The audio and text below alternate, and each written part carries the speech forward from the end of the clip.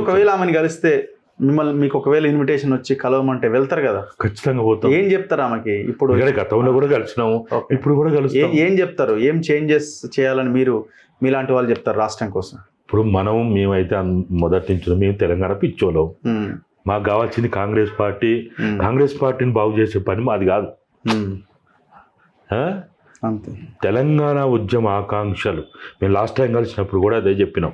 తెలంగాణ ఉద్యమ ఆకాంక్షల కోసం కాంగ్రెస్ పార్టీకి ఒక ప్రభుత్వం ఏర్పాటైంది కాబట్టి, ఒక అవకాశం వచ్చింది కాబట్టి తెలంగాణ ఇచ్చిన కాంగ్రెస్ పార్టీగా మీరు కనుక ఎల్లకాలం మర్చిపోకుండా ఉండేటట్టు చేసుకోవాలనుకుంటే ఉద్యమాకాంక్షలు ఫస్ట్ మీరు అమలు చేయండి. ఉద్యమాకాంక్షలు పెద్ద ఏం కాదు. విద్యారంగంలో సమూలమైన మార్పులు తెమ్మన్నాం, వైద్య రంగంలో సమూలమైన మార్పులు తెమ్మన్నాం, ఉపాధి రంగాన్ని బలోపేతం చేయమని చెప్పినాం, పటిష్టం చేయమన్నాం, క్రమబద్ధీకరణ చేయమని చెప్పినాం. దాంతోపాటు సంపద అన్నిటికంటే అతి ముఖ్యమైంది. గత ప్రభుత్వంలో విధ్వంసానికి గురైంది సంపద, అన్ని రకాల సంపద. ఈ సంపదని కాపాడడానికి ప్రయత్నం చేయండి. ఇక తర్వాత తెలంగాణ ఐడెంటిటీ కాపాడడానికి తెలంగాణ వాదంతో, నినాదంతో, సెంటిమెంట్ తోటి ముడిపడి ఉన్న వాళ్ళు ఎవరైతే ఉన్నారో వారిని అప్లిఫ్ట్ చేయండి. తెలంగాణ ఉద్యమంలో ఒక 20 ఏళ్ళు 30 ఏళ్ళు ఈ తెలంగాణ రావడానికి కారకులైనటువంటి వాళ్ళు కాంగ్రెస్ పార్టీలో ఉన్నారు కదా.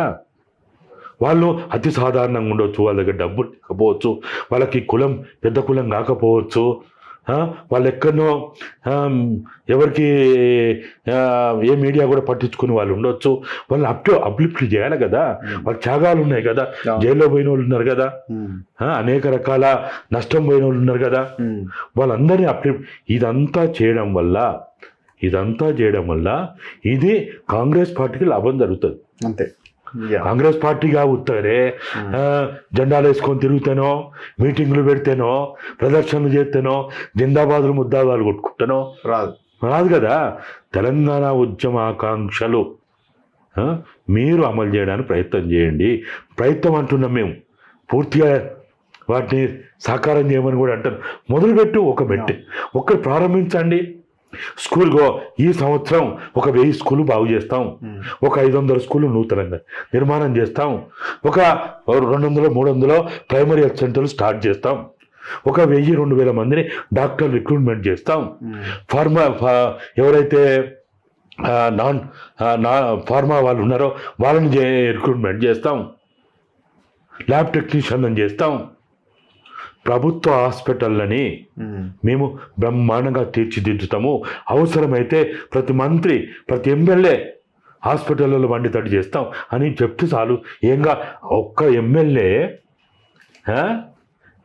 వారానికి ఒక్కరోజు, ఒక మంత్రి వారానికి ఒక్కరోజు జిల్లా కేంద్ర హాస్పిటల్ బొమ్మనండి. ఆ హాస్పిటల్ బాగా కాదా? మనం ఏమంటలేము. ఓ నెల రోజులు అక్కడ పోయి ఉండమంటలేవు, అక్కడ నిద్ర చేయమంటలేవు, ఏమంటలేవు. జస్ట్ మీరు విజిట్ పెట్టుకోండి. మీనాక్షి గారిని కూడా రిక్వెస్ట్ చేస్తాం, అమ్మ మీరు కూడా మీరు విజిట్ చేయండి. కొన్ని స్కూళ్ళు చేయండి, కొన్ని కాలేజీలు విజిట్ చేయండి, కొన్ని యూనివర్సిటీలు విజిట్ చేయండి. వాళ్ళు వస్తే